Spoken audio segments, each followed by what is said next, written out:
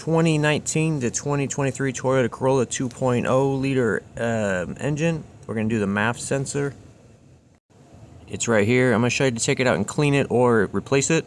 This is the Corolla XSE with the 2.0 liter, and this is for the 2019 all the way to 2023. I believe it's the same part number. Here's the MAF sensor right here. It's held in by 2 screws and then just a connector. So what we want to do is just disconnect the connector. There's a little thumb tab. You're going to push it and then you're going to wiggle this and pull it backwards.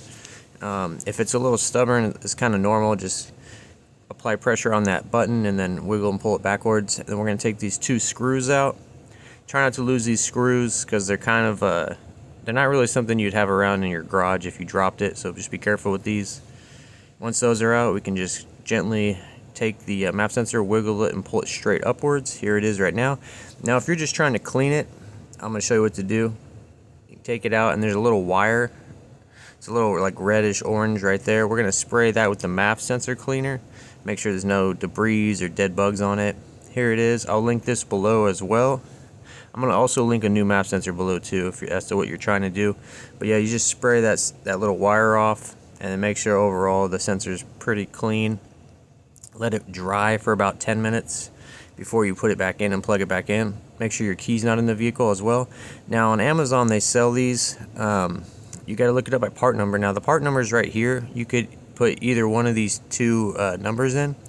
I'm going to link a new MAF sensor below. But yeah, they sell these on Amazon. So if you're putting your new one in or you're just putting your clean one in, all you do is you just gently put it straight downwards into the place, line up the holes, and then put the screws in. I would kind of get them both started pretty good and then go back between them and tighten them down all the way. I think that's the best way to go. And then of course we're going to plug in our connector. Audible like little snapping noise when it locks in, but if it doesn't, that's okay. But that's it, guys. Hope this video helped you out.